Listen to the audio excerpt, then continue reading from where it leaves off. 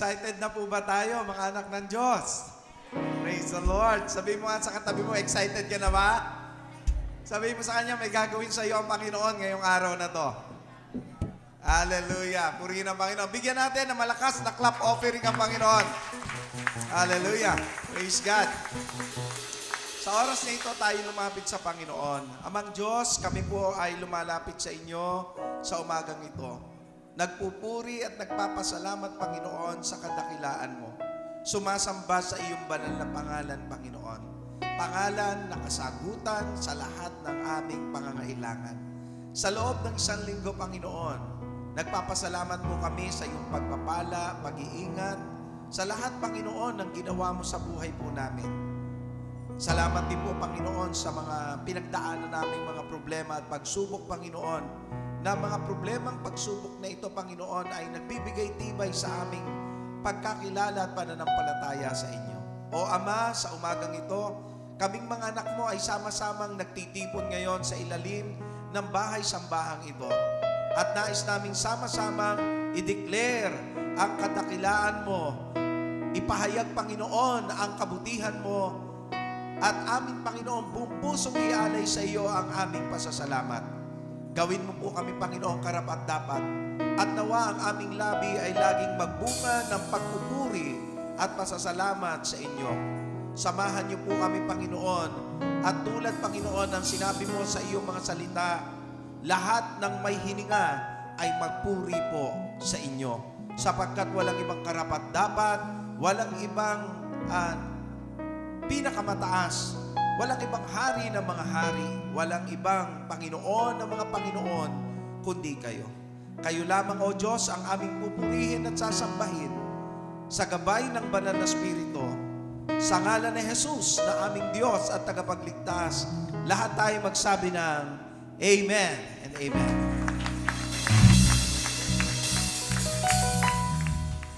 Amen. Lahat ng anak ng Diyos, sabay-sabay tayo pumalakpak. Bigay natin ang ating lahat. And let the Lord take all our praises.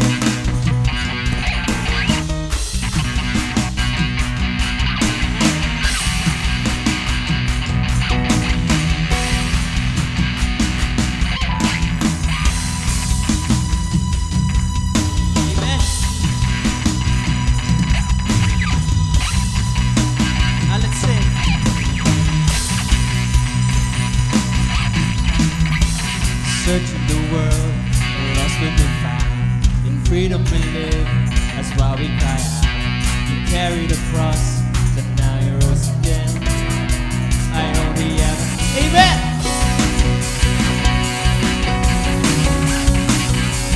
Sing, you sing this song. From heaven to earth, we live in the song. Eternally earth, I sing with you, and all about with you. My God, I only ever be my own. Jesus, we're living for your name. We'll never be ashamed of your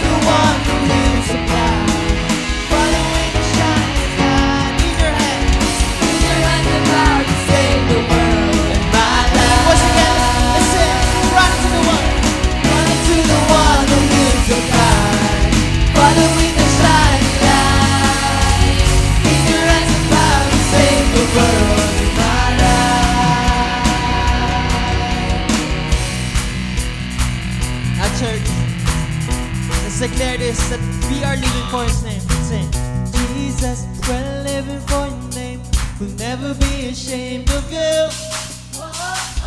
Our praise and all we had to take. Take it all. Take it all. Jesus, we're living for Your name. We'll never be ashamed of You. Our praise and all we had to take. Take it all. Take it all. Jesus, we're living for Your name. We'll never be ashamed of You. Our praise and all we had to take. Take it all. What's the intention? Jesus, we're living for Your name. We'll never be ashamed of You.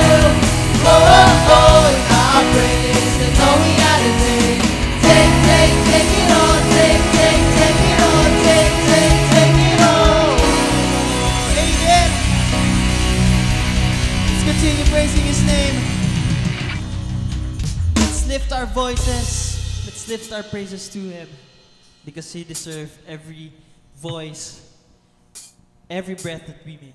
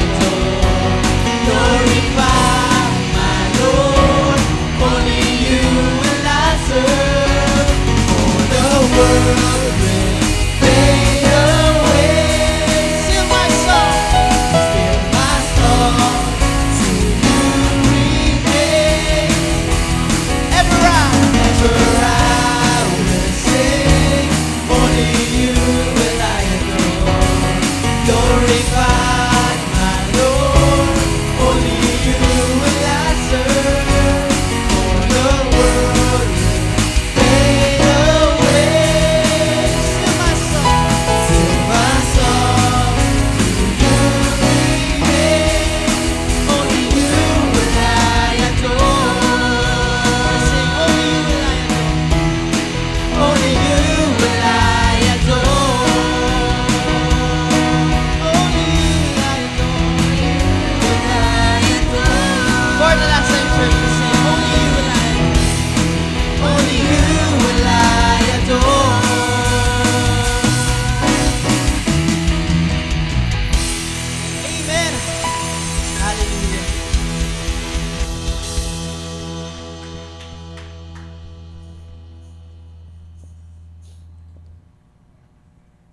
Amen.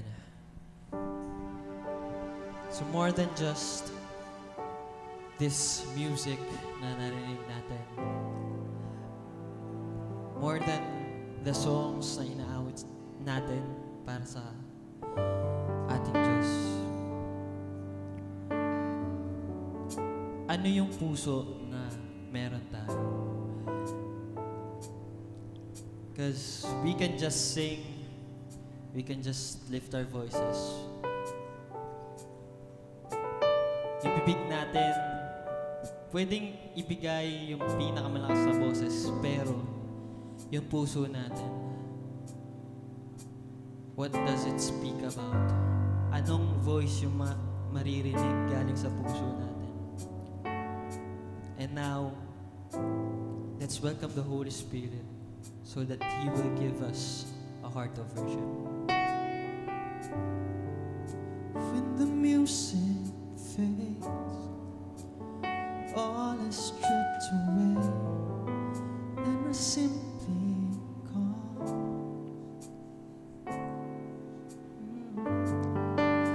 longing just to bring something that's of worth that will bless your heart. I'll bring you more than a song, for a song in itself is not what you have required. So you search much deeper within, through the way things appear. You're looking into my heart. I'm coming back to the heart of worship. And it's all about you. It's all about you, Jesus. I'm sorry, Lord, for the things I made. And when it's all about you, it's all about you, Jesus. Come on, church. Talk to the Lord. King of endless world, no one could express how much you deserve. Though I'm weak and bruised, all I have is every single breath. Oh Lord, I'll bring you more than a song, for a song in itself is not what you have required. You search much deeper within, through the way things appear. You're looking into my heart. I'm coming back to the heart of worship, and it's all about you. It's all about. Come on, church, sing with all your might. I'm sorry, Lord, for the things I've made. When it's all about you, it's all about you, Jesus. It's all about you.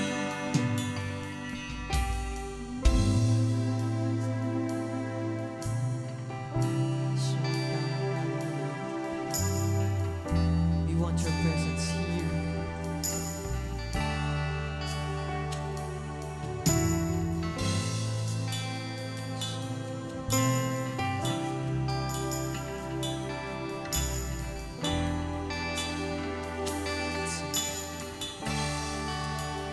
Caught up in your presence,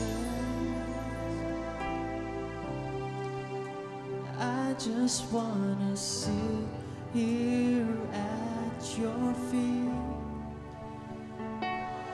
Please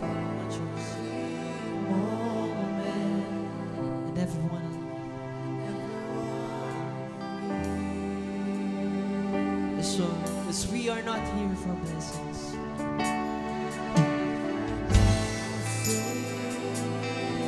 Jesus, you don't know me. Jesus, you don't know me.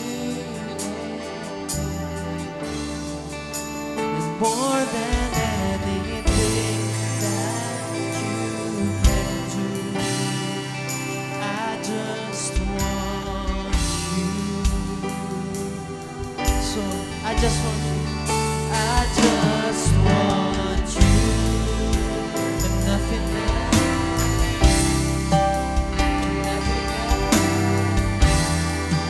Nothing else will do. I just want you. There's nothing else. Nothing else. Nothing else will do. I just want you. We want nothing else. Nothing else. Nothing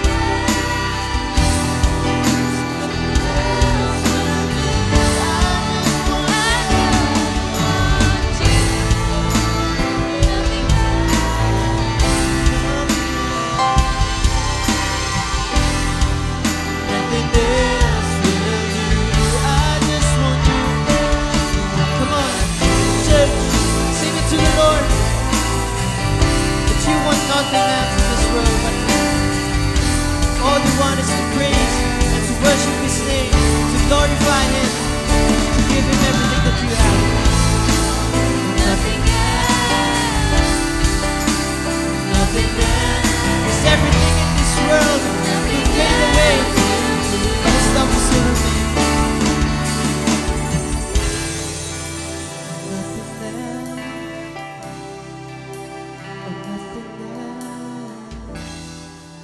Nothing else will do. I just want you. Just want you.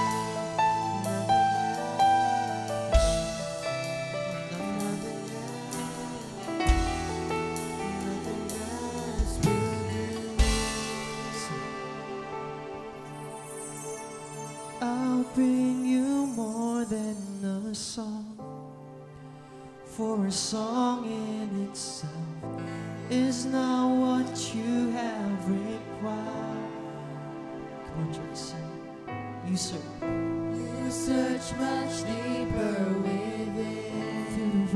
Through the way things appear. You're looking into my heart. I'm coming back to the heart of worship. And it's all about you. It's all about you, Jesus. I'm sorry, Lord, for the things I made it. And it's all about you. It's all about you. I'm coming back to you. I'm coming back to the heart of worship. And it's all about you. It's all about you, Jesus. I'm sorry, Lord, for the things I made. When it's all about you. It's all about you, Jesus. It's all about you.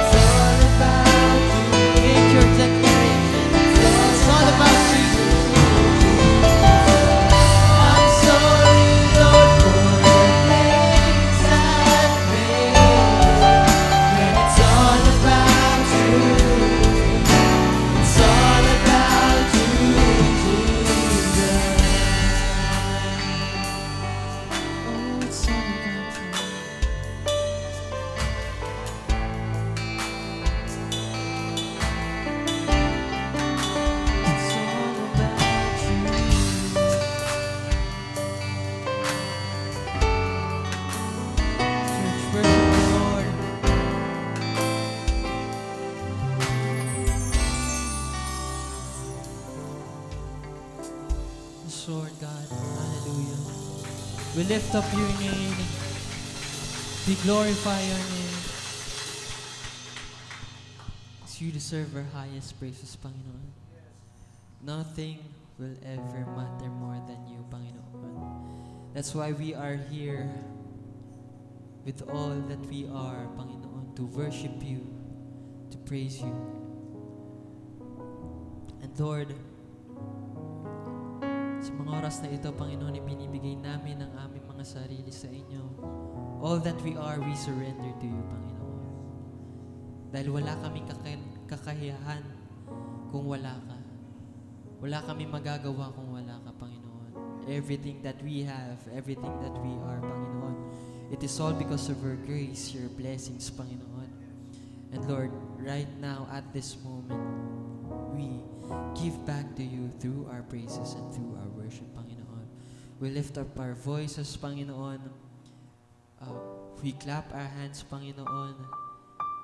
We hear your words, Panginoon, as part of our worship. And Lord, alam namin na hindi namin makakamit ang true heart of worship if it is not with your Holy Spirit to bind us, Panginoon, to cover us, Panginoon, nang sa gayon hindi kami madistract ng mundong ito, Panginoon. The works of the devil will not work on us, Panginoon, because we have your Holy Spirit with us, Panginoon. And now, Lord, we declare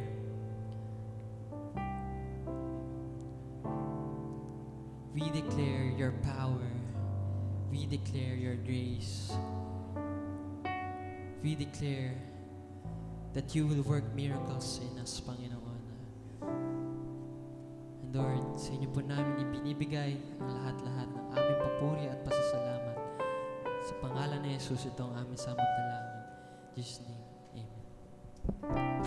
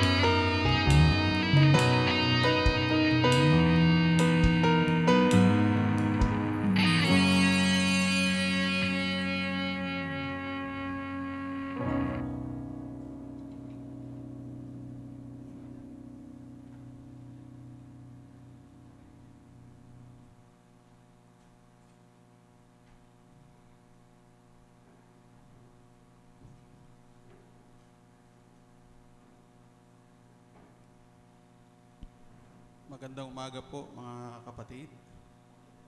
Tayo po muli ay dadako sa ating pakikibahagi at sa pag-alala sa ating banal na hapunan. Bago po tayo tumanggap, atin pong pakinggan ang sinasabi ng banal na kasulatan buhat sa unang Korinto chapter 11 verse 27 hanggang sa sumusunod.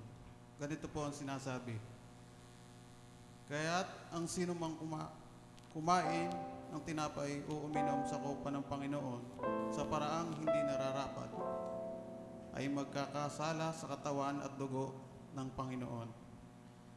Siyasatin ninyo ang inyong sarili at saka kumain ng tinapay at uminom sa kopa. Sapagkat ang sino mang kumakain at uminom na hindi kinikilala ang katawan ay kumakain at umiinom ng hatol sa kanyang sarili.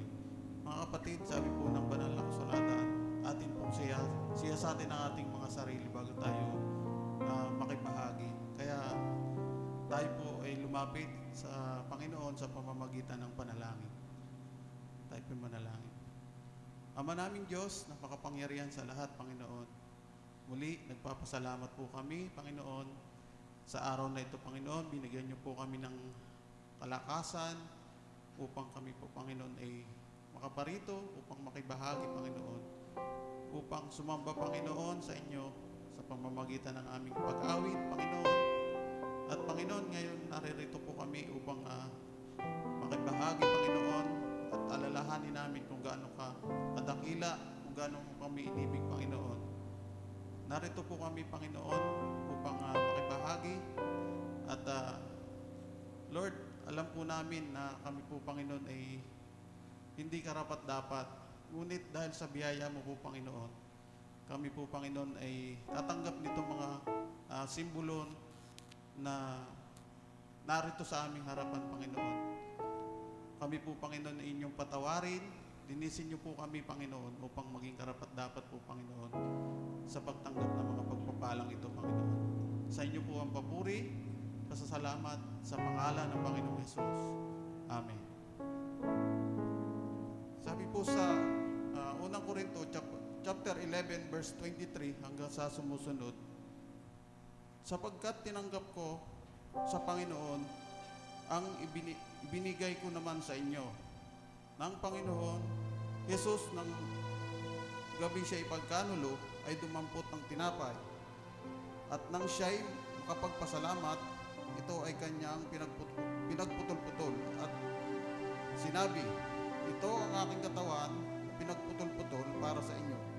Gawin ninyo ito bilang pag-alala sa akin. Tanggapin po natin, mga kapatid, ang tinapay.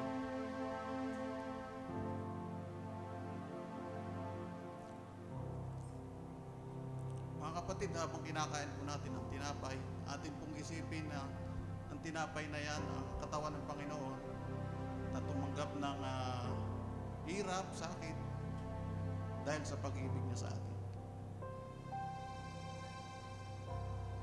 Sa gayon ding paraan, ay kinuha niya ang kopa. Pagkatapos maghapunan, na sinabi, ang kopang ito'y siyang bagong tipan na sa aking dugo. Gawin ninyo ito tuwing kayo iinom nito sa pag-alala sa akin. Tanggapin po natin ang saro.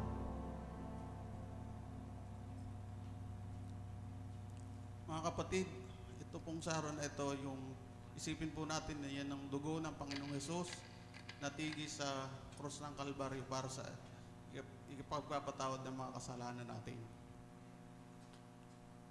Sapagkat tuwing kanin ninyo ang tinapay na ito at inumin ang kopa, pinahahayag ninyo ang kamatayan ng Panginoon hanggang sa dumating siya. Pinagpala po ang kanyang mga salita. Good morning po sa atin, mga kapatid. Palakpakan nga po natin ang ating Panginoon. Yan. Taas po ang kamay. Sinong may kilala kay Mickey Mouse? Taas ang kamay. Kay Minnie Mouse. Matanda na po kayo. Okay. Bakit po?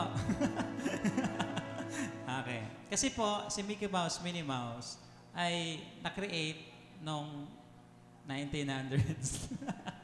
Ay 2023 na ngayon. Matanda na po tayo. Hindi pala kayo lang. Ako din. Now, pero bago po makreate yon, mayroon pong isang tao na siyempre nag-create sa kanya. Walang iba kundi si Walt Disney. Now, bago siya makreate, Mickey and Minnie, marami siyang binagdaanan. Anyway, add ko lang, si Walt Disney ay pinanganak sa Illinois, Chicago, noong 1901. Sabi sa inyo, matanda na tayo. Okay, then, hindi siya sinuwerte sa pamilya. Ang pamilya niya, palipat-lipat ng bahay. Ang pamilya niya ay hindi mayaman. And actually, siya ay palipat-lipat din ng school. Siguro yung dahilan kung bakit drop out siya sa school. Hindi siya nakatapos ng pag-aaral. Now, pero despite that, meron siyang inborn talent sa drawing. And nag-16 years old na siya. To cut the story short, nagkaroon siya ng career sa pagguhit. And eventually, nagkaroon siya ng kumpanya tungkol sa pagguhit. But eventually, hindi rin nagtagumpay. Okay, nagkaroon siya ng animation kaso na-bankrupt din. Okay, parang nagkaroon ng issue sa mga contracts. Yung Oswald the Rabbit, yung contract doon, medyo hindi sila nagtagumpay doon. Pero dahil doon, na-create niya si Mickey Mouse tsaka si Minnie Mouse. Kasama ang kanyang kapatid na si Roy Disney. Now, ano yung learning sa kwento? Hindi naman lahat ng struggles ay hindi okay. Basahin natin sa chapter 1, verse 2 to 3. Yan po. Meron po ba tayo? Yan. Consider it pure joy, my brothers, whenever you face trials of many kinds, because you know that the testing of your faith develops perseverance. Sa Tagalog po, mga kapatid, magalak kayo kapag kayo dumaranas ng iba't ibang pagsubok, sapagkat alam ninyo na lalong magiging matatag ang inyong pananampalataya matapos ninyong pagtagumpayan ng mga pagsubok na yan. May dalawang point po doon si Santiago. Una, pagsubok. Hindi naman po lahat ng pagsubok financial. Madalas, test of character, test of faith. Ano yung character mo under that situation? Ano yung faith mo kay Lord under that situation? Ikaw ba yung susuko? Ikaw ba yung magpapatuloy o magpa-persevere? Minsan, yung testing nasa loob ng pamilya. Paano tinutuwid yung isa? Paano tinuturuan? Kaya minsan po, o madalas, huwag kayong mainis kapag yung may dispute sa family. It's a testing of character. Minsan yung iba kasi lumalayas no? Nilalayasan yung pamilya kapag hindi na ma-resolve ang problema. Huwag po. Dapat po magalak kasi merong problema. Kasi merong susolusyonan na problema. At yung pangalawa, masaya kasi may problema. Bakit? Pagkatapos ng problema, anong mangyayari? Lalakas ka. Amen po ba? Kasi kapag walang problema, you're in your comfort zone. Sabi nga, ang comfort zone is a deadly place. There's nothing growing in that comfort zone. Wala nang lalago, lalaki, magiging maayos dun sa comfort zone. Kaya this morning, sina-challenge tayo ng ating Panginoon, what do you do despite may financial problem, health problem, attitude problem, time, work, studies, anong gagawin mo? Magpe-persevere ka ba o susuko ka lang? Tayo po ay lumapit sa ating Panginoon. Panginoon, maraming salamat po, Panginoon. Unang-una sa lahat ng mga problema na binibigay niyo sa amin. Panginoon, alam namin na mahirap ito.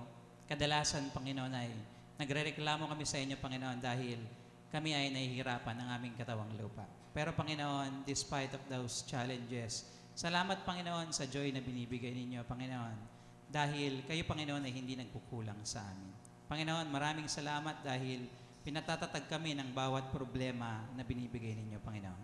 Maging ito man sa aming financial, sa aming mga emotional problems, mental problems, sa aming character problems, Panginoon, attitude, kayo, Panginoon, ang nagbibigay sa amin ng solutions upang sa gayon, lalo kaming maging isang maayos na Kristiyano at maayos sa inyong harapan. Panginoon, maraming salamat po, Panginoon, dahil kayo ang nagbibigay ng lahat ng mga pagkakataong ito upang kami tumibay.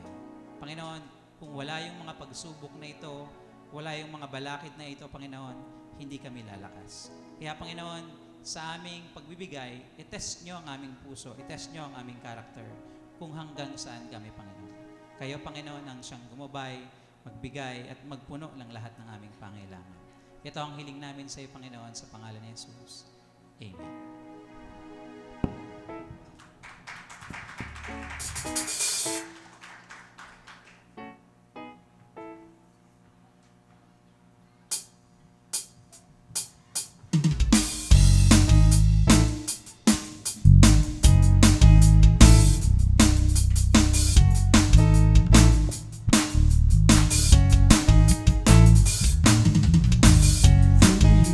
I can do anything, I can do all things, for it's you who gives me strength.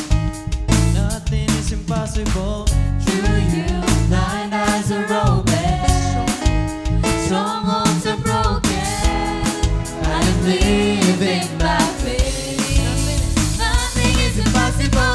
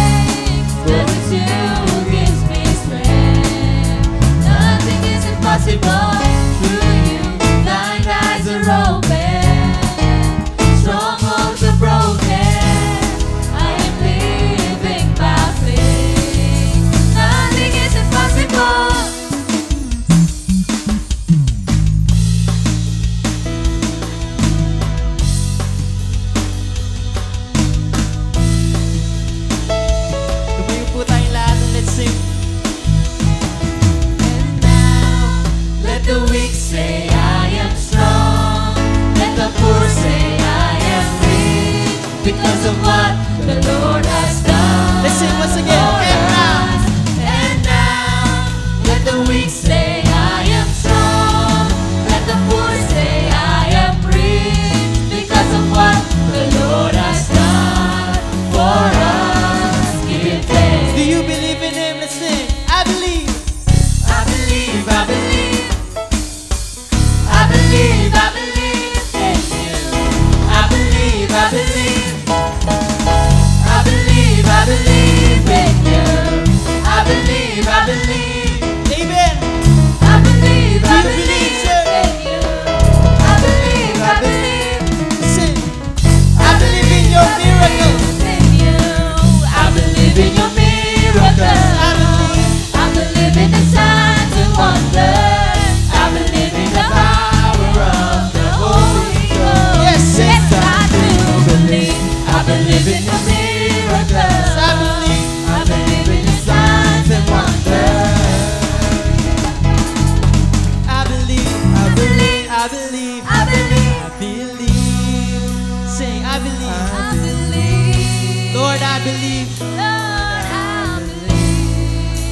make this a declaration that you believe. Sing, I believe.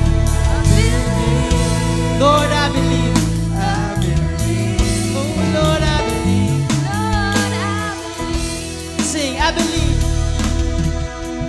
I believe in you. Amen.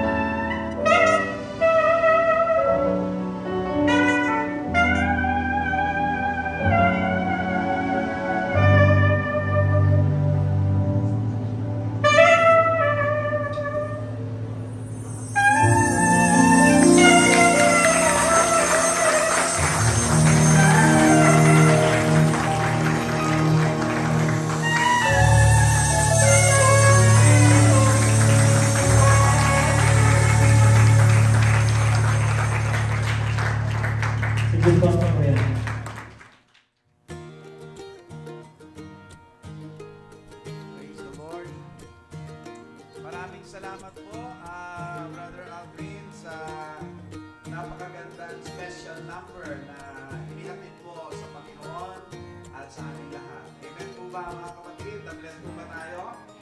Gusto niyo po ba ng isa? Gusto niyo pa po? Gusto niyo po siya na lang. Nagbibiro lang po ako. Pero talaga po alam niyo, pag ganitong Sunday, nakakapakinig po tayo ng mga awitin tulad po nito.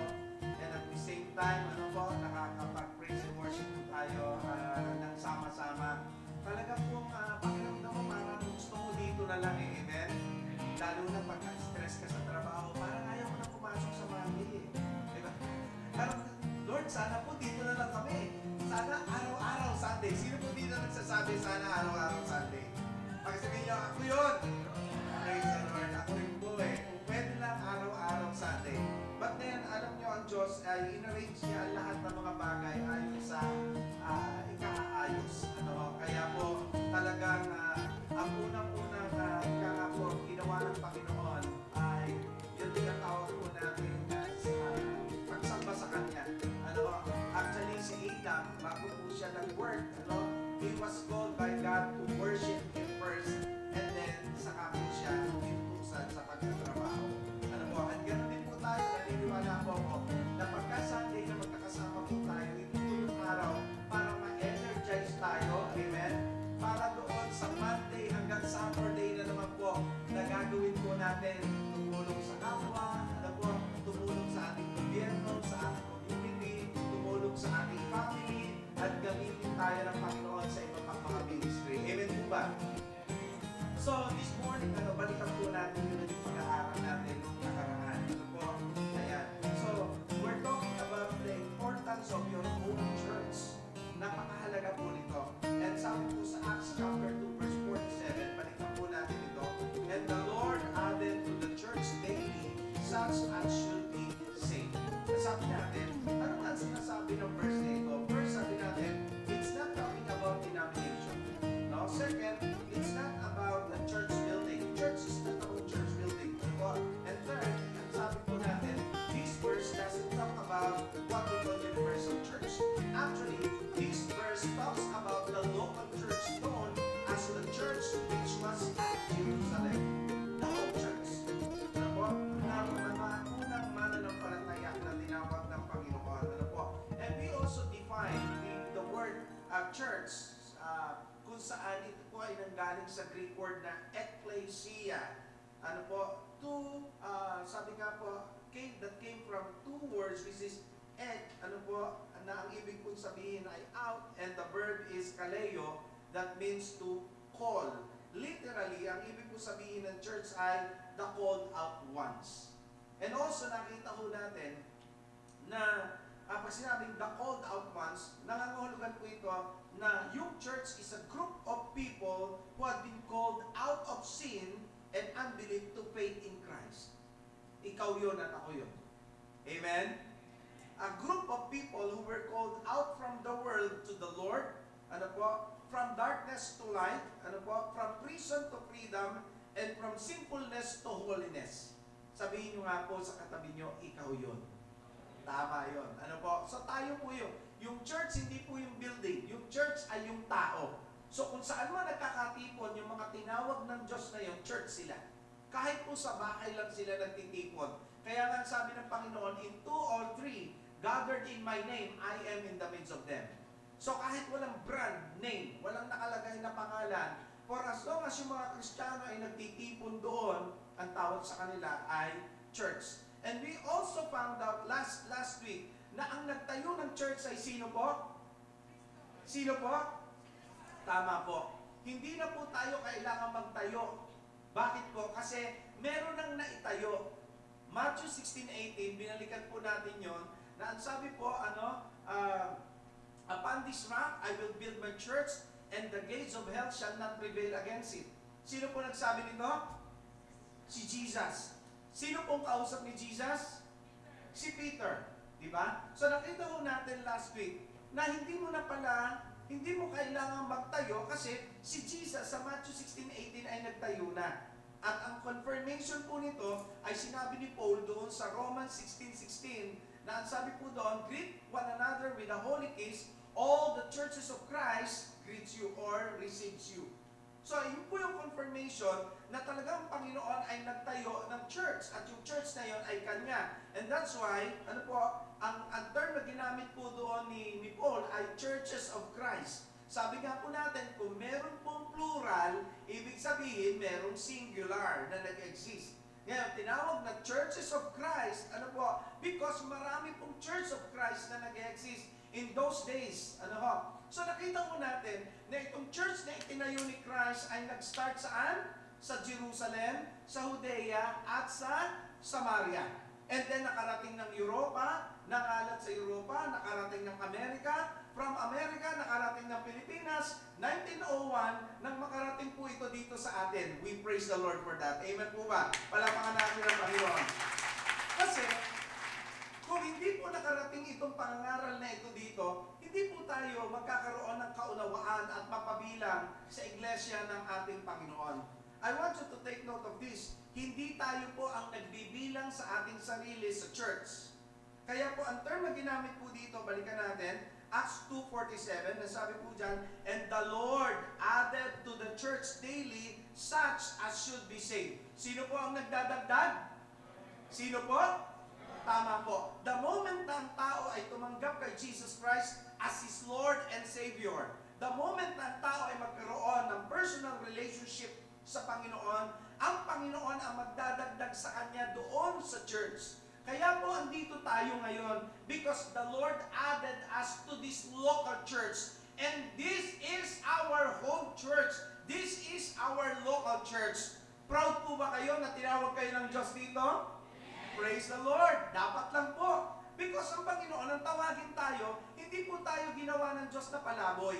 Na, sige na, bahala ka na lang kung saan mo gusto pumunta. No! Merong church na pinaglagyan ng Panginoon at ang church na ito, mga kapatid, na pinaglagyan ng Panginoon ay church kung saan, ano po, sabi po natin, unang-una, last week, ano po, your home church connects you to others.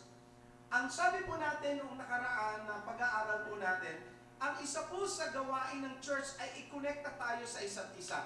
Magkakamag-anak ba tayo rito? Hindi. Magkakadugo ba? Siguro yung ilan sa atin. Pero generally speaking, hindi po tayo magkakadugo. Hindi tayo magkakamag-anak. Pero bakit tayo nagtuturing ng magkakapatid? Because when the Lord Jesus Christ, ano po, o when we receive the Lord Jesus Christ as our Lord and Savior, His blood connects us to one another. Kaya po nagtuturingan tayo magkakapatid. Parang yung mga apostol, ano po, at mga unang disipulo ng Panginoon.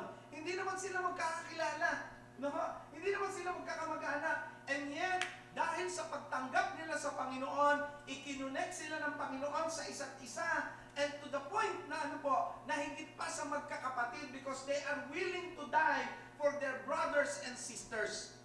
Yan nga po yung sinasabi doon sa 1 John, ano po, 3:16. Pakitignan niya po natin yung verse na yun. 1 John chapter 3 verse 16. Tignan niyo po yung sinabi po rito sa talatang ito. 1 John chapter 3 verse 16. Ayan. Ano po sabi niya? This is how we know what love is. Jesus Christ laid down His life for us. O, tignan niyo po yung kasunod. Si Kristo po, inialay yung buhay para sa atin. Ngayon, tignan niyo po ha, hindi tayo magkakadugo. And yet, ang sabi po ng Panginoon dito, and we ought to lay down our lives for our... Mahina naman.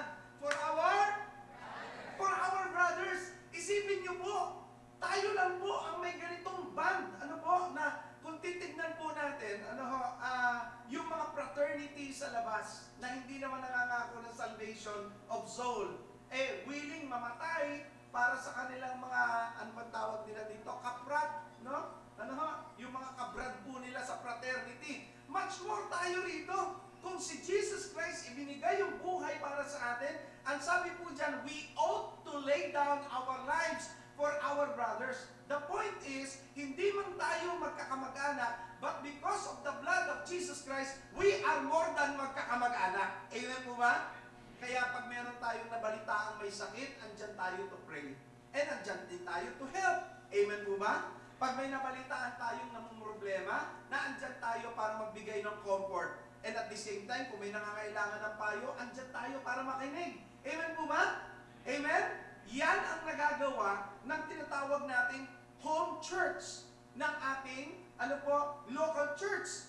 The home church or local church connects us to one another na hindi po nangyayari sa ibang ika nga po ay samahan na sinasamahan po natin. I still remember mga kapatid, nung ako po ay bagong member dito sa Church of Christ, way back doon sa Las Asin, Maribeles, Bataan. One time hindi po ako naka-attend dahil ako'y nagkasakit. I'm very blessed. You know why? Because they came all the way from the church. Dinalaw po nila ako. They prayed for me, mga kapatid. And they encouraged me. Wow!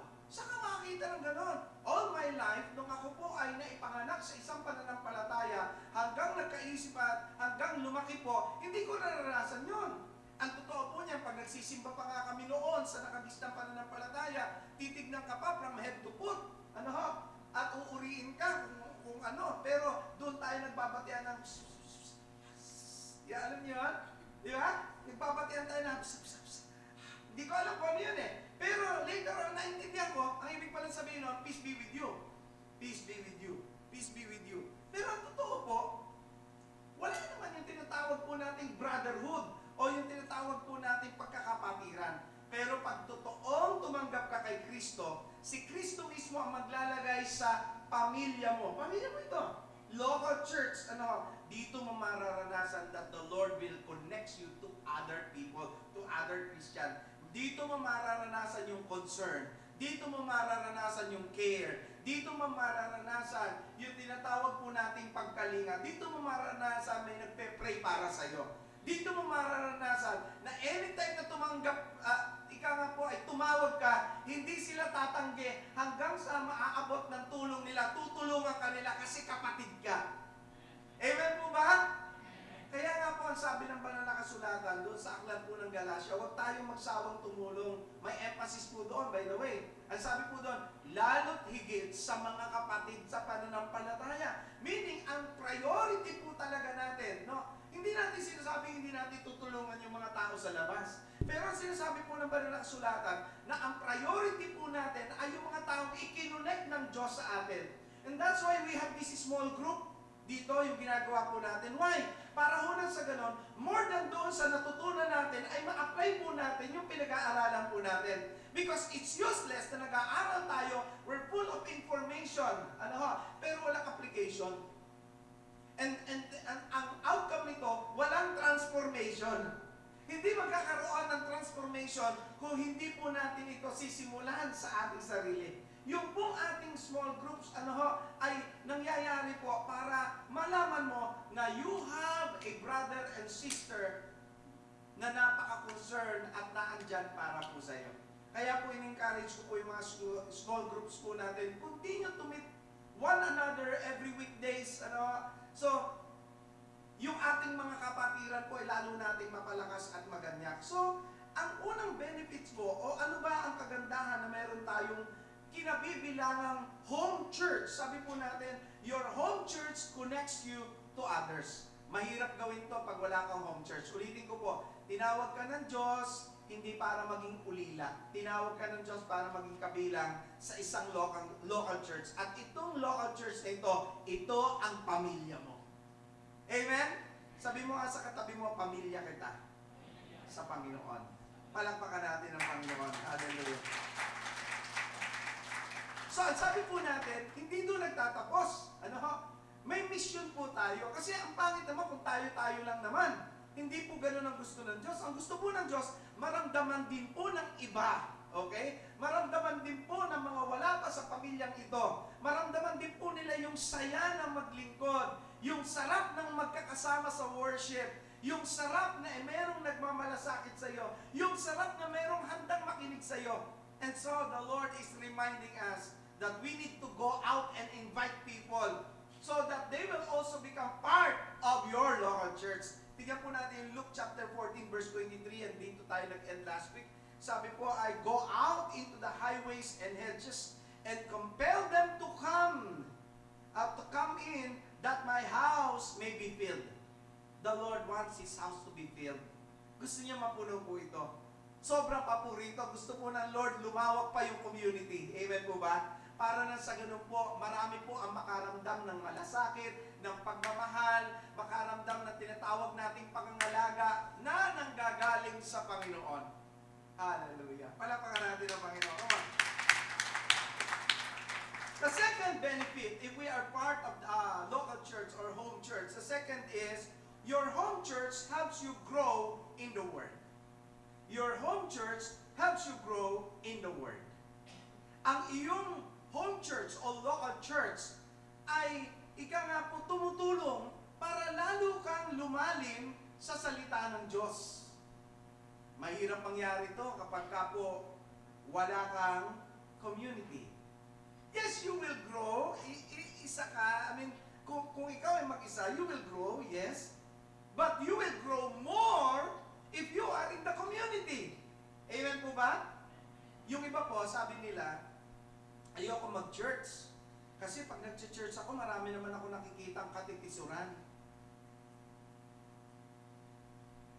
Alam niyo, ang church po, parang ospital. Ang church po, parang hospital na yung mga tao ay may kanya-kanya pong kahinaan, may kanya-kanya pong karamdaman. Kaya po may church, ay parang sa ganon, yung mga tao na may kanya-kanyang karamdaman ay magamot na patuloy ng ating Panginoong Jesucristo. The point is, kung meron tayong kinabibilangang church at doon sa church na yan, marami tayong nakikitang problema, ang part natin ay hindi iwanan sila, kundi ang part po natin ay manatili doon at tulungan ang isa't isa. Amen po ba? Meron daw pong pamilyang pingkaw. Alam niyo yung pingkaw? Yung pingkaw yung kamay, nakaganyan. Nagtataka po yung magkakapit-bahay kasi sa kabila na pingkaw po sila, nakaganyan yung kamay, malulusog sila. So yung kapitbahay, curious na curious. Kasi nga naman po, kung pingkaw ka, nakaganyan ka, paano ka kakain? Di ba? Paano ka susubo ng pagkain kung nakaganyan yung kamay? Sige nga, abe. Ano kasi plastic man? Hindi maabot yung bibig mo, di ba? Pero nagtataka yung kapitbahay, anong meron dito sa pamilyang ito? Bakit sa kabila na nakaganyan yung kamay nila, malulusog? Mula doon sa ama, hanggang doon sa mga anak, hanggang doon sa bunso. Paano nangyari yun? So one time po, yung pong kapitbahay, ay isip niya, puntahan ng hapunan at silipin kung papaano ang nangyayari. Bakit sa kabila na pingkaw ang kamay nila, malulusog sila? Paano nangyari yon? Sinilip po niya at nakita po niya kung paano ang sikreto. Alam niyo kung anong sikreto? Simple lang po. Silang lahat po ay nakasirkel at pagkatapos si tatay po ay nasa unahan, kukuha po siya ng pagkain, isusubo sa asawa niya. Susunod po yung asawa niya, kukuha ng pagkain, isusubo kay kuya. Susunod po si kuya, kukuha ng pagkain, isusubo doon kay ate. Hanggang doon kay bunso, kukuha po ng pagkain, susubo kay tatay. Ang point po ay ito, kapag ka po ang church, nakita ho natin, hindi kung ano yung diferensya, kundi paano tayo magtutulungan sa kabila ng ating diferensya. Lahat tayo ay lulusog sa church na ito. Palakpakan natin ang Panginoon sa bagay na yan. Sometimes, or most of the time, ang lagi natin nakikita, ay ayoko matin dyan kasi meron tayo nakitang kapulaan. Walang church na perfect. Gusto ko malaman nyo, walang church na perfect. Meron diyang mga nalilate ng oras, nalilate ng gising. Sabi mo sa katabi mo, ikaw ba yun? Di ba? Meron po diyang tinatamad pumunta ng church. Sabi mo sa katabi mo, minsan ako din ganon. Di ba? Meron po diyang pagkakataon na minsan pikon. Tama po? May mga Kristiyanong pikon? Meron po ba? Sabi mo sa katabi mo, amin ka na. Totoo po yan. May Kristiyanong mainitin ang ulo? Meron po ba? Mga lalaki? O mga babae? Mga babae daw. Sino mas marami? Babae o lalaki? Mas pikon, lalaki, babae? I mean, this church is composed of people who are imperfect. And that's why we're here. God put us together so that we can help each other. Andito tayo para magtulungan, hindi para magpulaan. Andito tayo para magtulungan. Yung kakulangan mo, andito ako, susubuan kita para maging malusog ka. Yung kakulungan naman itong isa, isusubutin niya doon sa kabila. Para sa ganun po, magkatulong-tulong tayo. At makita ng mga tao, paano lumalago yung church na yan? Eh, pare-pareho naman sila may defect. Simply because we love each other and we help each other. Amen? Kaya nga po, gusto makita natin, yung church tutulungan kang mag-grow doon sa iyong, sa salita ng Diyos. Mangyayari po yun, hindi lang pag nag-iisa ka, mas mangyayari yung dito sa loob pag marami. Kaya po, kung kayo po ay dalado, okay, alam niyo, dala ka, ayoko lang umattend, gusto kitang encourage, tanggalin mo yung pagkadala mo, you know why? Umattend ka ng patuloy sa ating gawain, because sa pag-attend mo, doon mo makikita yung part na pinagagawa ng Lord sa iyo. Hindi mo magagawa yun nag-iisa ka. Now, question, how will you test your maturity? Matetest mo ba yung maturity mo pag nag-iisa ka? No. The only way for you to test your maturity is to come into fellowship in a certain church like this. You know why? Because dito matitest mo, marirate mo kung nasaan ka na. Uy, mainitin mo pala ulo ko kasi naiinit ulo ko dito sa katabi ko eh. Kasi ang ingay-ingay, nagpipreach si pastor. Matitest mo yung level of maturity mo. But it will only happen sa fellowship. Hindi mo matitest yung maturity mo na mag-isa ka.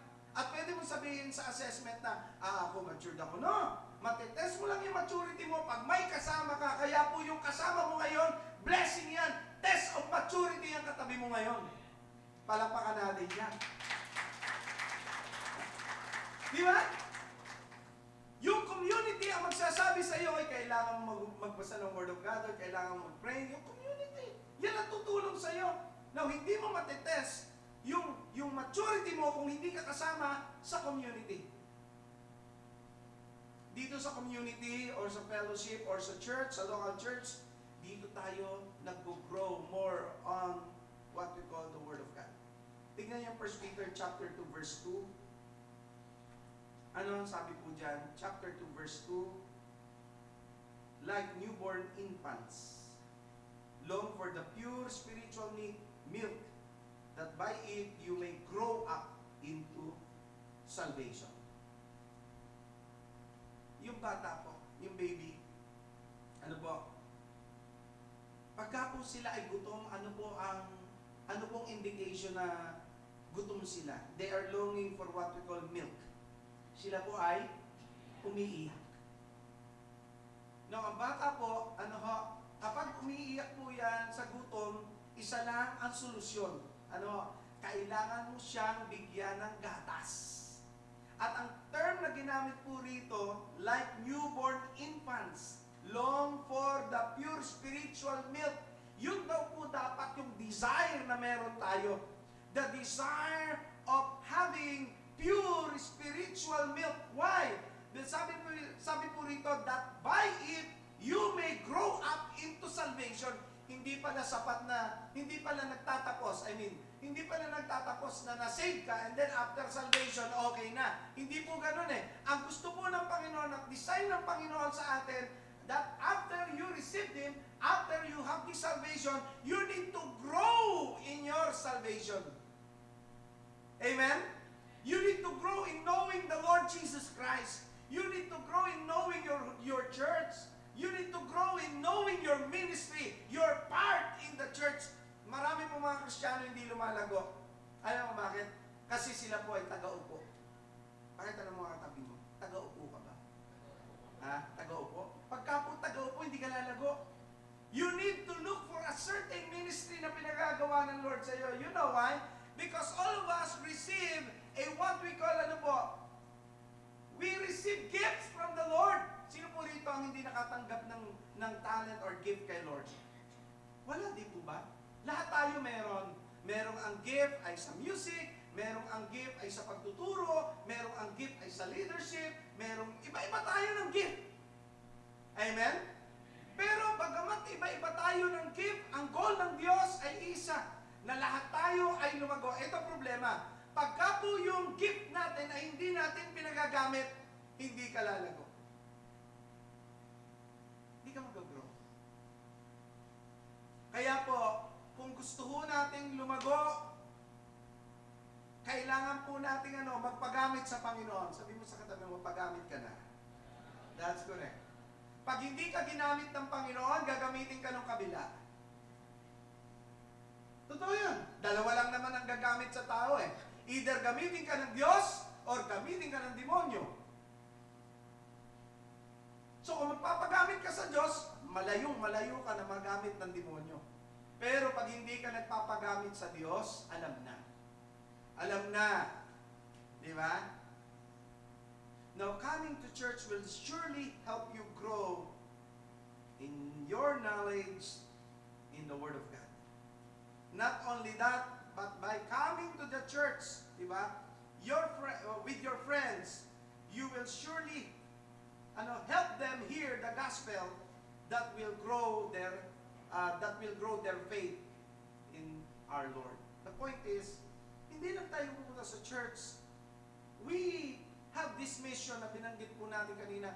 We can invite our friends, office mates, classmates, di po ba? Mga relatives natin, mga friends natin, sabihin mo sa kanya, "Oy, Sunday sa bukas, baka gusto mong sumama sa akin." You know why? Kasi yung pag-invite po natin sa kanila, somehow will help them know the Lord. Somehow will help them to know the gospel of the Lord. Di ba? And through that, pag nakapakinig sila, sila po ay magkakaroon ng salvation. Kaya po sabi doon sa Romans 10:14, sabi diyan, "How shall they believe in Him of whom they have not heard? And how shall they hear without preacher?" Diba? Paano sila maniniwala kung wala naman silang napapakinggan? Kaya nga po, we have to invite. And this is sabi nga, a rhetorical question. Very obvious ang sagot, di ba? How then can they call on the one they have not believed in? And how can they believe in the one of whom they have not heard? And how can they hear without someone preaching to them? It's a question na nagsasabi po sa atin, we will not just attend the worship celebration or the church every Sunday alone. We need to bring our friends. Amen? Amen po ba? Bring your friends, your relatives. Kasi alam nyo, malaking bagay na maisama natin, makapakinig po sila. Remember, it was Peter's preaching that God uses to get the 3,000 people saved on the day of Pentecost, di po ba? That is written in Acts chapter 2, verse 37 to 41. And then the Lord added them to the church on that day. They were added to the church and being saved under Peter's preaching. Kaya po, wag po kayong madala kung kayong natanggihan. Sino po rito yung nag-invite na tapos natanggihan? Marami na? Marami sa inyo? Sino naman po dito yung hindi nag-i-invite? Siya na lang. Mag-invite po tayo. Kahit po pastor natanggihan na tayo, yes! Ilang beses man kayong tanggihan, kung alam mong ang langit ang patutunguhan, hindi mo siya titigilan. Amen? Pag birthday party, birthday nyo o birthday ng nag-invite po ba kayo? Amen? Nag-invite po? Yeah. Diba? Pag may ayuda, pamimigay ng ayuda, nag-invite po ba kayo? Nai-invite po ba kayo? Amen?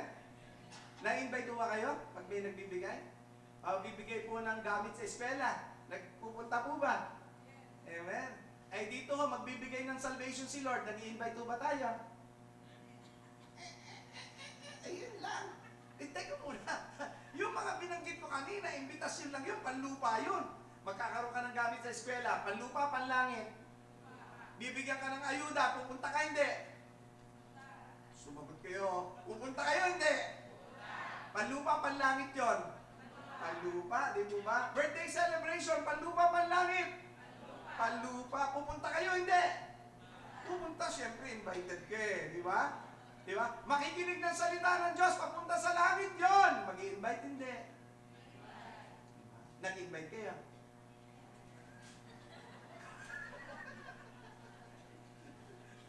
Ay, lalo tayo mag-invite, di ba? Sabihin natin, meron kami celebration sa Sunday. Grabe ang blessing ng Panginoon sa buhay natin. Hindi tayo pinabayaan sa loob ng isang linggo. Amen mo ba? Alam niyo po, yung i-approach mo lang yung kaibigan mo, oy, binless ka ba ng Lord itong week na to? Siyempre, sagot niyan, oo. Kumain ka ba 3 beses isang araw? Siyempre, ano sagot niyan? Oo. May merienda ba? Oo. Baka gusto mo namang magpasalamat sa Diyos, samahan mo ako itong Sunday. Gusto mo ba magpasalamat sa Diyos? Siyempre sabihin nun, oo. Sama ka sa akin. Amen po ba?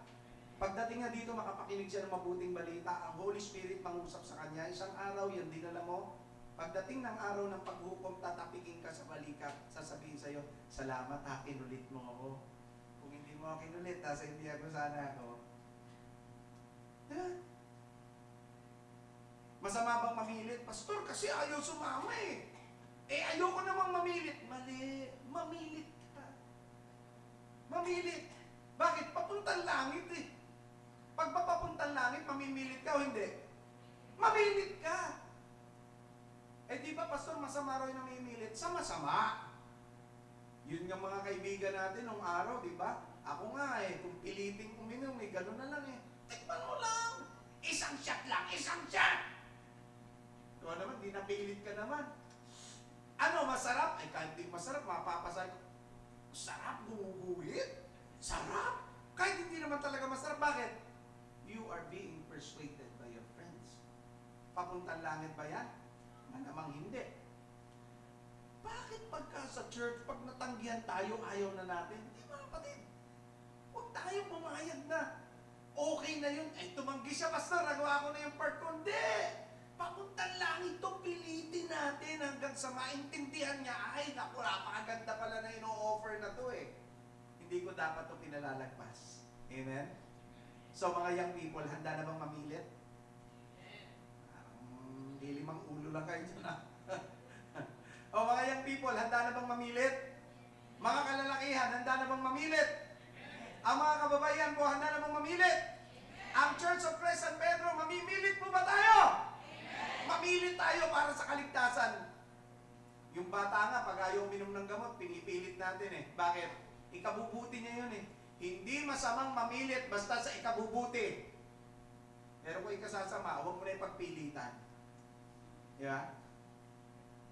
So the church where you are attending will help you grow in the Word. And if you're going to bring your friend will also grow in knowing the Lord and knowing the gospel of the Lord. So bring your friends. Amen po ba? This is the third. Ito yung pangatlo. Your home church equips you in the ministry. Your home church equips you in the ministry. Ako'y nabe-bless dahil yung like yung ating mga elders, ano po, halimbawa si Pastor Ray. Pastor Ray, mahihiyain po ito. Ako'y nabe-bless dahil yung pagiging mahihiyain niya tinanggal ng Panginoon. And he can be able to preach in front of us. Hindi madali yun. Sa totoo lang po, nagsisimula pa lang po si Pastor Ray. Lahat katal eh. Katal ang buong katawan. Pag magpe-preach, totoo po yun. Ano? Maging sila Pastor Jonathan. Ano? Ang point ko po ay ito eh, no? Pag gusto mong magpagamit sa Panginoon, sa ministry ng church, this church will equip you into that certain ministry na nakikita na para sa iyo. Okay? In Ephesians chapter 4, verse 11 to 16, tignan po natin ang sabi po ng verse. Ano? Sabi po ng verse. So Christ Himself gave the apostles, the prophets, the evangelists, the pastors, and the teachers. Sino po ang nagbigay? Sino po? Tama. Si Christ mismo ang nagbigay nito sa atin. Why? To equip His people for works of service so that the body of Christ may be built up until we all reach unity in faith and in the knowledge of the Son of God and become mature, attaining the whole measure of the fullness of Christ. Gusto kong tignan nyo muna yung dalawang bagay po dyan. First of all, is naglagay ang Lord ng ano po? Ng apostles, prophets, evangelists, pastors, and teachers. Ang purpose po ng Lord, ano po? Equip His people for works of service. Ang work ng pastors, ng teachers, ng evangelists, ng apostles, at ng prophets ay equip ang body of Christ. Equip tayo. Ano ho? Kaya hindi po pwedeng tagabutas tayo ng upuan. Hindi. Ang role namin as pastor ay encourage po kayo na ma-equip po kayo. Paano kayo ma-equip? Ito nga po yung mas naunang binagitakan natin kanina. You need to grow in the word of the Lord. Until, sabi po rito, until we all reach unity in the faith and in the knowledge of the Son of God and become mature. Become mature. No? Then tingnan natin yung verse 14. Ang sabi po rito, then we will no longer be infants. Hindi pala gusto ng Panginoon na forever po tayong infants. May natututunan ba tayo? Hindi gusto ng Lord na forever kang baby. Sa loob ng church, hindi po pwedeng forever kang parang guest. Sa loob ng church, hindi forever kang dadalawin, hindi forever kang pupuntahan. Baka may time na kailangan ikaw ang magdalaw, ikaw ang pupunta, ikaw ang magbi-ministry, ikaw ang gagamitin ng Diyos sa iba. Because ang sabi rito, then we will no longer be infants. Hindi po tayo nagtatapos doon sa tumanggap tayo, pinakakain tayo ng Word of God. Hindi doon. Ang gusto ng Panginoon, mamaabot po natin certain maturity na tayo naman ang gagamitin ng Panginoon para sa iba. Na hindi na tayo pa-importante, kundi yung iba na ang importante para sa atin. Amen?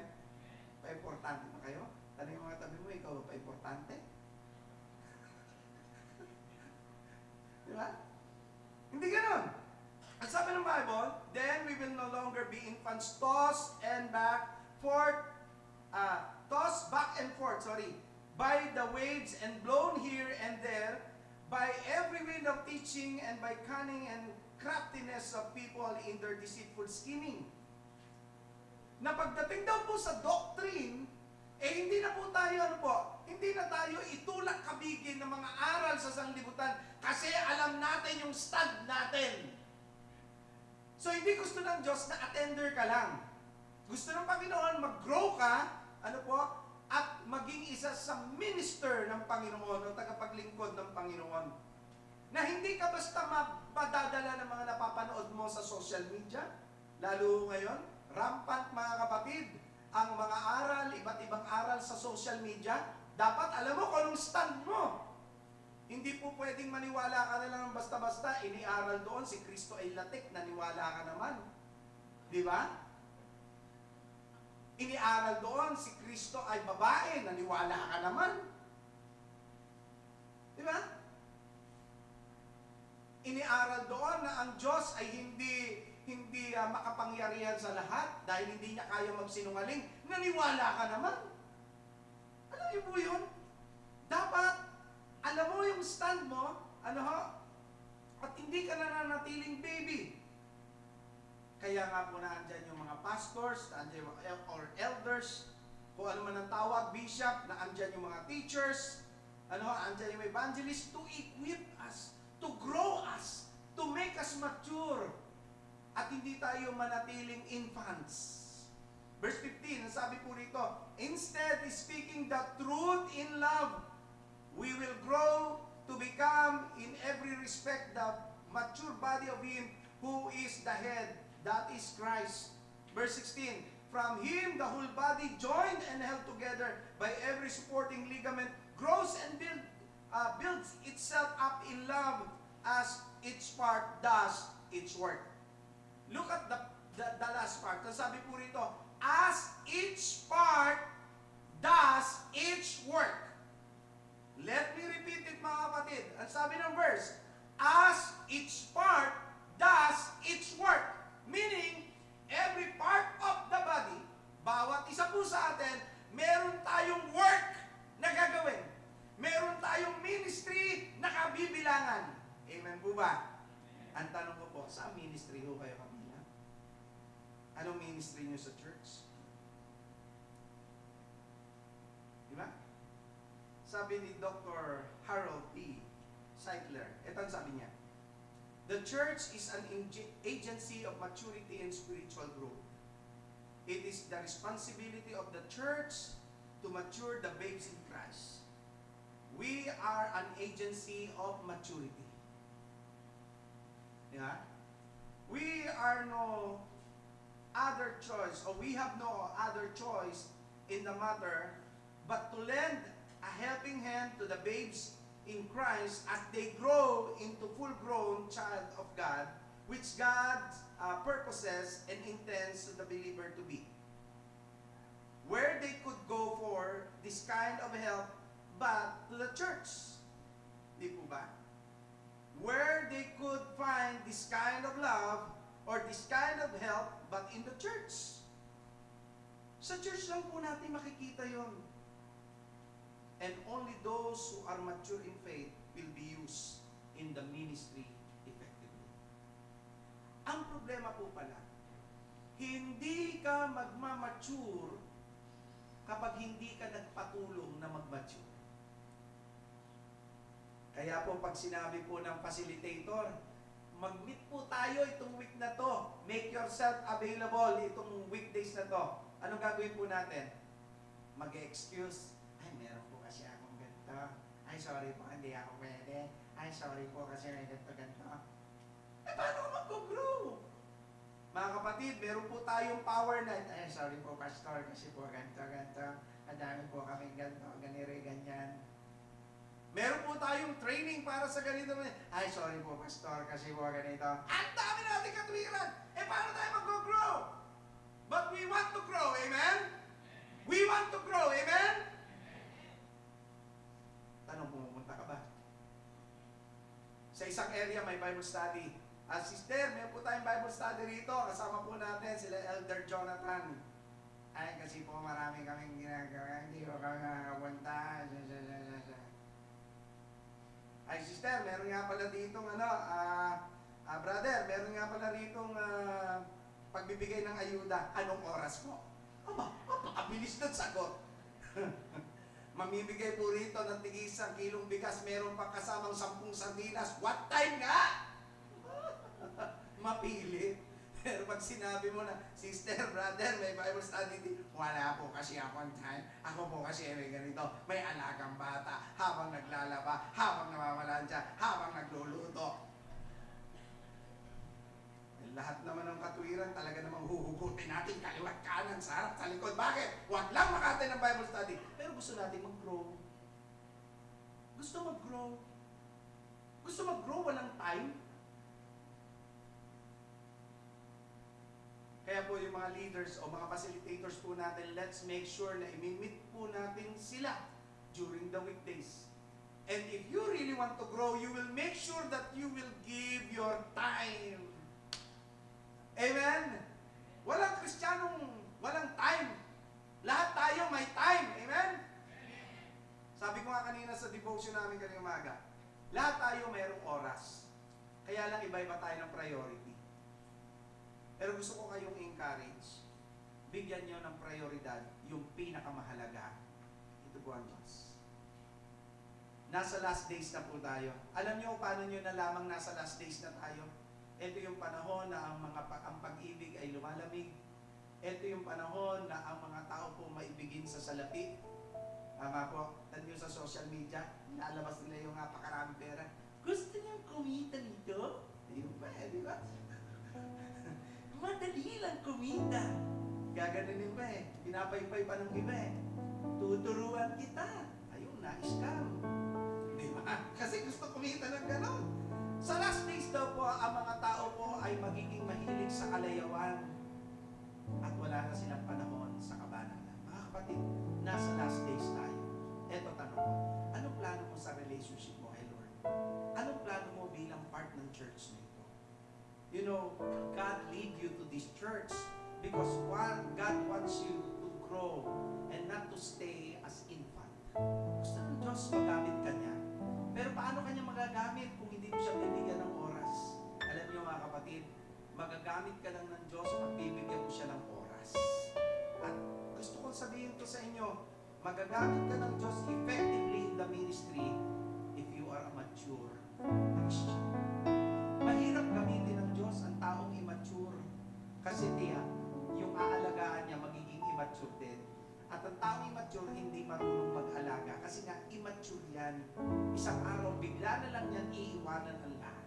And that's why if the Lord is calling you, mga kapatid, into certain maturity, go for it. Study the Word of God. Come to our power nights. Go to your small groups. Have time praying together, mga kapatid. Have time fellowshipping one another. Tandaan niyo po, you became part of this church. And ang church dito, your home church, ano po, may tatlong benefits na gustong ibigay sa inyo. First, your home church connects you to others. And second, your home church helps you grow in the Word of God. Kaya isama mo na yung mga friends and relatives mo. And lastly, your home church equips you in the ministry. Gusto mong gamitin ng Panginoon Gusto matagal na. Kailangan mo lang bigyan siya ng oras at panahon. Remember mga kapatid, inilagay ka ng Diyos dito. Hindi ako, hindi sila, hindi ang katabi mo. Ang naglagay sa iyo rito ay ang Panginoon. Huwag mong bunutin ang sarili mo at ilagay mo yung sarili mo sa iba. Sana i-value natin yung pagkakalagay ng Diyos dito sa atin. Lagi natin isipin. I want you to think of this. Itong Church of Christ San Pedro, ito ang nag-pray para sa akin.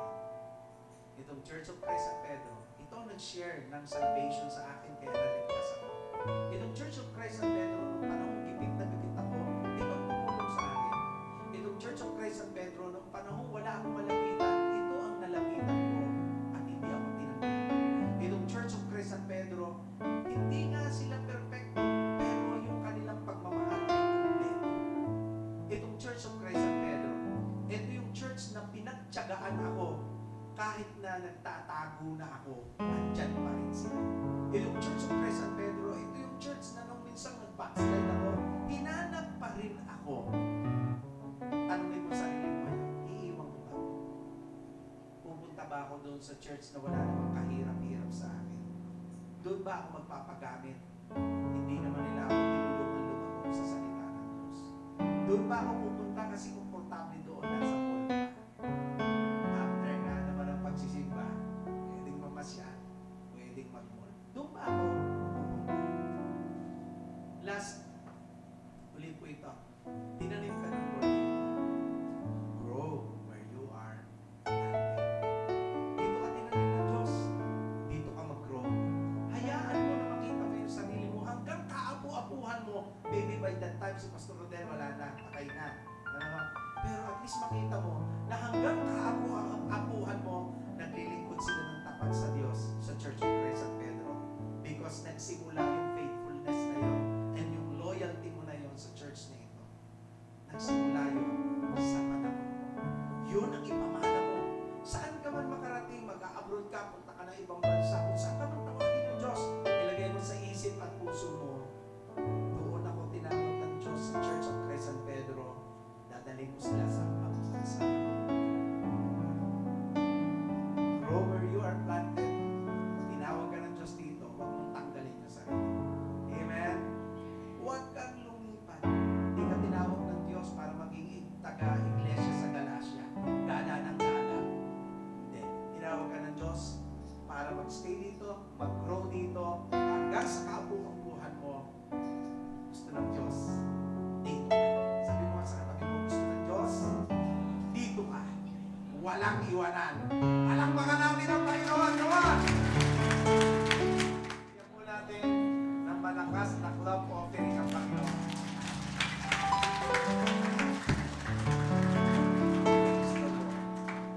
So part po ng ating discipleship program ay malaman niyo po kung paano po ba nag-start ating pinagpatuloy ng mga unang mananampalataya at ito sa paano ba nagkaroon ng Church of Christ San Pedro.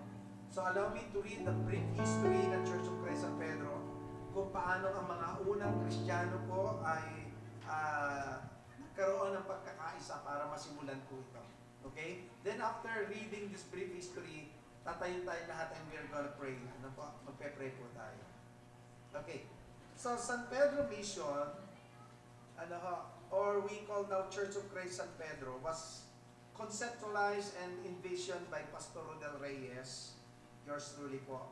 As church pastor, he shared this vision to the Board of Officers at Church of Christ at Pasita, headed by Brother Joshua Duyaw as chairman of the board back in year 2000.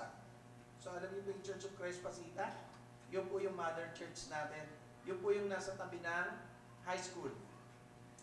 Now in the planning of the same year, the Board of Elders and Officers agreed to take the first step of mission.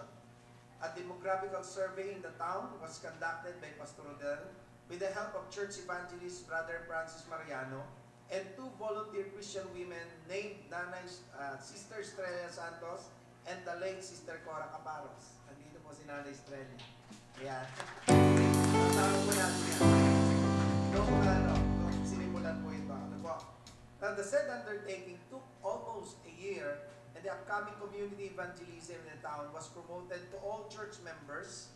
It was also promoted nearby local churches or Christian local church with the intention of making them part of the dream. So 2001, Pastor Rodel and volunteer workers of the church began the mass evangelization in the town. They conducted community religious surveys in different barangays and also started to distribute gospel flyers in the community. In the same year, the search for a place or venue took place for the upcoming launching of worship in the year 2002. On the 20th of October 2021, Seekers Group meeting was formed, headed by Brother Joshua Duyaw. He also invited men and women in the church willing to take the call of God and give their full-time commitment in San Pedro Mission. Now, San Pedro, 7 mission-minded servants of God, gave their full-fledged commitment to become the first full-time core group officers on church planting. They were Brother Joshua Duyaw, who took the responsibility as worship director, Brother Rodel Reyes as the director of evangelism and outreach, and also senior minister, Sister Caroline Reyes, wife of Pastor Rodel, as the directors of children's or Sunday school ministry, Sister Estrella and the late Sister Cora Caparos as the directors of fellowship, Brother Mar Abalos, kilala niyo po yan, naalala niyo, as the director of discipleship ministry, and Brother Noli D.M. Salazar as the director of services. The first worship of Church of Christ at San Pedro was launched 9 a.m. in the 6th day of Sunday of January 2002 in the 3rd floor of 301 Tayo Building, Barangay San Antonio, San Pedro, Laguna, with the theme Reaching the Lost at All Costs. The number of attendances in that first worship was around 70, inclusive of some invited nearby local churches such as Church of Christ at Metroville, Santa Rosa po yan, Church of Christ at Binyan, Church of Christ at San Lorenzo, also from Santa Rosa, and Church of Christ at Pasita, yung ating mother church. So as the years goes by, the church began to grow and the room became unsuitable for the growing numbers of the congregation. 2007, when Sister Rubina or Pining Abad proposed her place located at Pasita Main Avenue, Barangay Pasita 1, San Pedro, Laguna, to become the venue for worship celebration. She also offered the second floor. Ito po kinalulugaran po natin. Andito po Sister Pining. Kahit ako kanina. Ayan, taas.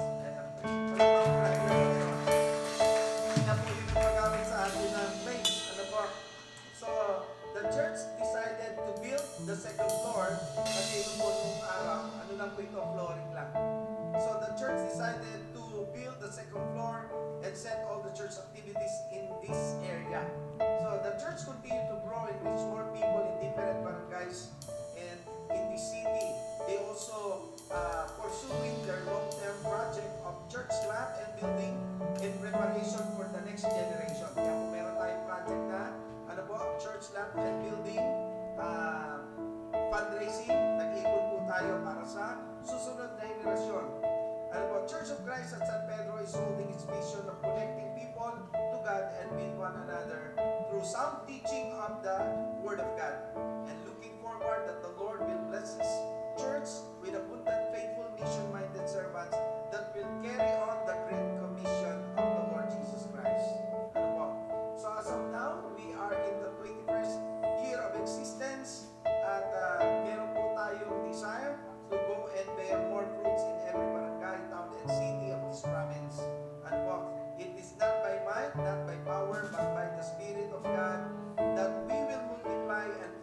daughter churches. Ano po? And always remember that victory is ours in Jesus' name. Glory to God and praise to His name. Ano? Sarap na natin ang This is really very brief. Ano po? Hindi ko na na-mention dito yung mga families na nag-join later on. Ano ba talagang yung ano po, yung pinaka, at least alam lang po natin kung paano nag-start at paano pinagpatuloy ng mga unang servant ni Lord, yung Church of Christ San Pedro. So kaya po nagkaroon ng Church of Christ San Pedro dahil doon sa mga mananampalataya who gave their full-fledged support and time para po maisakatuparan dito. Now, ang ating vision, yung Church of Christ San Pedro, ay hindi lamang dito, kundi sa lahat ng barangay ng San Pedro, ay ating po maitaling po yung church na tinayo ng Panginoon. Are you with me? Alapakan namin ang Panginoon sa bagay ko. So, bakit natin po yung let us thank the Lord because God put us here in this what we call Hope Church. At magpasalamat tayo dahil hindi pinabayaan ng Diyos na tayo ay maging ulila. Hindi pinayagan ng Diyos na tayo ay maging malaboy, kundi ang Diyos ay nag-set ng family kung saan tayo maaalagaan. And this is the Church of Christ San Pedro. Tayo po ay manalangin, Panginoon. Maraming salamat sa iyo dahil Panginoon, ikaw ang Diyos na hindi lang nagnanais na kami ay maligtas, kundi gusto mo kami po ay lumago, Panginoon. So, iyong itinatag, Panginoon, ang Church of Christ San Pedro, kung saan ang bawat isa sa amin ay tinawag mo sa lugar nito. Panginoon, tulungan mo po kami, mga pastor o mga elders, deacons, at lahat ng mga leaders, Panginoon, na ma-equip mo po kami, Panginoon, para po ang buong katawan mo na ito, Panginoon, ng Church of Christ San Pedro, ay lumago into maturity, Panginoon. Sa ganon sila ay patuloy na magamit at marami pang mga tao, Panginoon, na maligtas at maging bahagi ng home church namin ito na pinaglagyan mo sa amin. Ama, salamat po dahil hindi mo kami hinayaan palaboy at ulila, Panginoon. Binigyan mo po kami, Panginoon, ng isang local church family kung saan kami, Panginoon, ay mag-enjoy ng presensya mo, mag-enjoy ng relationship, mag-encourage mo papatibay sa pananampalataya sa isa't isa. We are so blessed, Father God, na kami po ay ipinilang mo sa church nito. Ang aming pangako, Panginoon, hindi namin iiwanan ito, hindi namin ito magtataksilan, Panginoon, kasi mahal mo ang church nito, Panginoon. Hindi namin ito ipagpapalit sa mundo ito o sa iba pang local church, Panginoon, kundi ibigay namin ito at bibigay namin, Panginoon, yung full-fledged commitment namin sa church na ito na pinaglagyan mo sa amin, because we believe, Lord, that we need to grow where we are planted, O God. And so I pray for each one of us, O God, makita namin yung dako namin, yung place namin na pinaglagyan mo sa church na ito, kung saan kami, Panginoon, ministry na i-equip mo, Panginoon. So be it, Panginoon. Gamitin mo po kami, Panginoon. Palaguin mo po kami, Panginoon. Bigyan mo kami, Panginoon, ng desire sa aming puso na magkaroon ng oras, ng panahon, sa lahat ng mga hangarin mo. Because ang tulong nito, Panginoon, ay langit, Panginoon. Ang tulong nito ay buhay na walang hanggan, walang pag-aaksaya, walang sayang, Panginoon, na paglilingkod sa inyo, Panginoon. Sapagkat tunay po, O Diyos, na ang iyong mga salita ay totoo at ang iyong mga pangako ay magkakaroon ng katuparan. Kaya po, Panginoon, ang aming commitment, mananatili kami sa inyo at ang commitment namin sa church na ito na pinaglagyan mo ay mananatili, Panginoon, hanggang sa aming kaapu-apuhan. Ito po ang aming pasasalamat at dalangin at commitment namin. In the name of Jesus, lahat ng anak ng Diyos sa silong si San Pedro, magsabi ng Amen! Amen! Amen!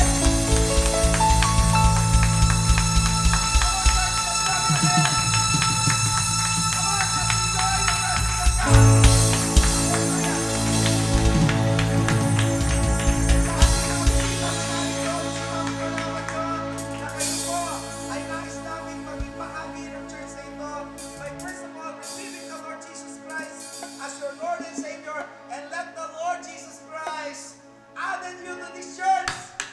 Yes! You are welcome. Let us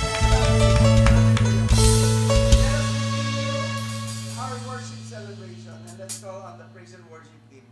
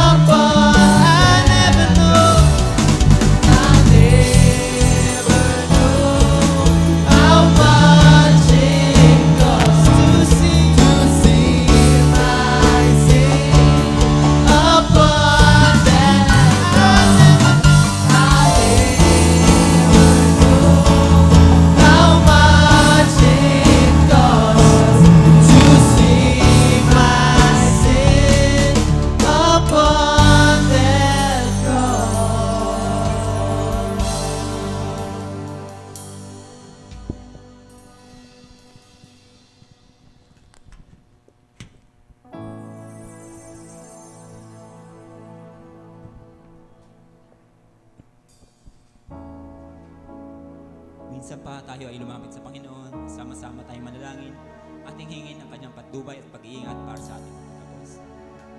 Let us pray. O dakilang Diyos na makapangyarihan sa lahat. Minsan pa, Panginoon, kami po ay nagpapasalamat sa iyo, O Lord, sa pagsama sa amin, Panginoon, sa pagtatapos ng gawain ito, O Lord, na naramdaman namin ang iyong presensya, O Lord. Tunay nga po, Panginoon, na patuloy kayong kumikilos sa iyong mga anak, O Lord, na sama-sama na nagpupuri at nag-alay ng pagsamba sa iyo, Panginoon. Salamat, Panginoon, nawa, Panginoon, sa mga awit na aming inawit sa iyo. Mga mensahe na ito, Panginoon, bilang aming papuri at pasasalamat sa iyong kabutihan sa amin, Panginoon.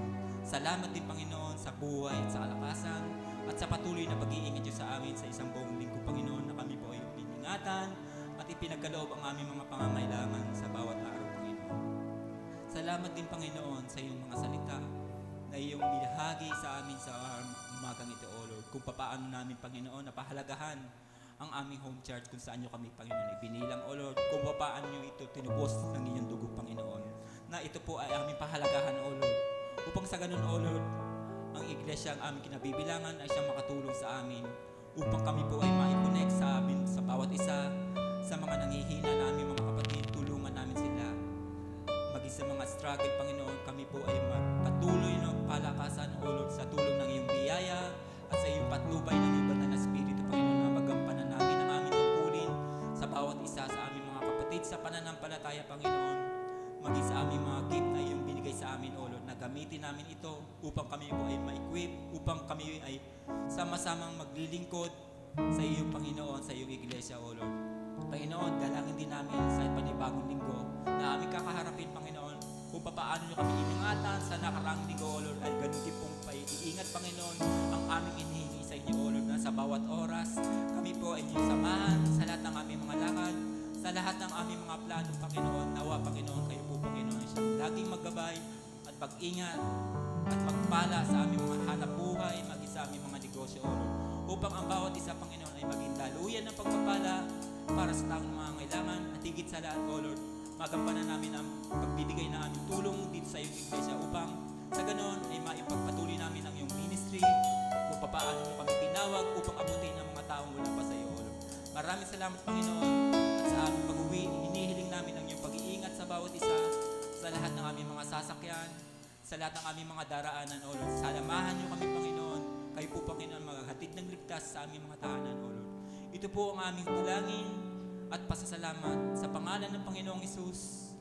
Amen. Amen. Taas po natin ang ating mga kamay at tanggapin na pagpapala. Puspusin nawa kayo ng Diyos na siyang bukal ng pag-asa at nawa ay pagkalooban niya kayo ng kagalakan at kapayapaan sa pamamagitan ng inyong pananampalataya upang mag-umapaw ang inyong pag-asa sa pamamagitan ng kapangyarihan ng Espiritu Santo. Sumainyo nawa ang Diyos na pinagmumulan ng kapayapaan. Amen.